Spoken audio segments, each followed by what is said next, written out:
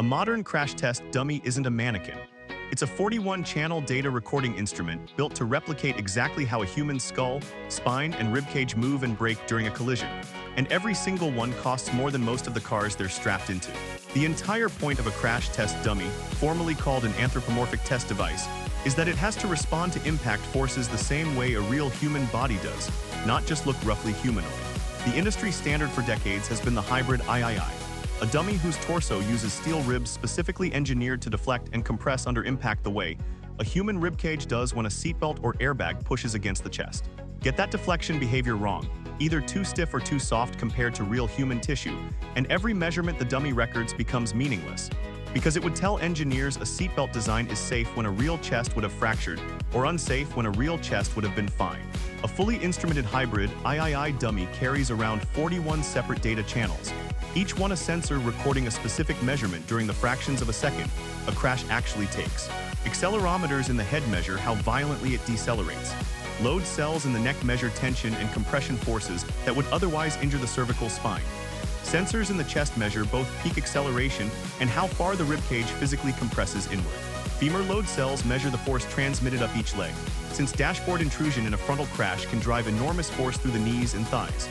All of this data streams out at extremely high sampling rates because the entire violent event from first contact to the car coming to rest typically lasts well under 200 milliseconds. Raw sensor data alone doesn't tell engineers whether a human would survive a given crash. That data gets converted into standardized injury risk metrics developed from decades of biomechanical research, cadaver studies, and volunteer testing conducted at survivable, non-injurious force levels. The head injury criterion combines head acceleration data over time into a single score correlated with real brain injury risk. The chest deflection measurement, how far the ribcage compresses, is compared against thresholds associated with rib fracture risk in real human anatomy of similar size. Neck injury criteria combine tension and bending forces to estimate cervical spine injury risk. Every one of these thresholds exists because researchers have correlated dummy measurements against real-world injury data and cadaver testing closely enough to trust the translation from sensor reading to actual human injury probability. A single dummy design can't represent every person who might be in a real crash. Testing organizations like Euro NCAP use an entire family of dummies representing different body sizes: a large adult male, an average adult male, a small adult female, and child-sized dummies representing several different ages. This matters because crash forces don't scale simply with size. A smaller body has different mass distribution, different bone density in some cases, and sits differently relative to a seatbelt or airbag designed around an average adult frame. A restraint system that performs well for a mid-size adult male dummy might genuinely underperform for a small female or a child, which is exactly why regulators require testing across this whole range of body types, rather than accepting results from just one dummy size as representative of everyone. Standardized crash tests, whether a frontal barrier impact or a side pole test, are deliberately controlled and repeatable, hitting a fixed barrier at a fixed speed and angle every time.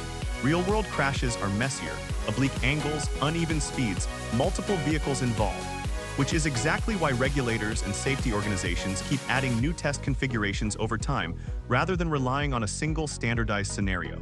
Small overlap frontal tests, where only a corner of the vehicle strikes the barrier rather than the full front, were added specifically because real-world crash data showed vehicles that scored well on full-width frontal tests were still producing serious injuries in this more localized impact pattern, one the original test simply wasn't designed to catch. Because so much safety engineering depends on trusting a dummy's measurements, these devices are treated as calibrated precision instruments rather than one-time use test props.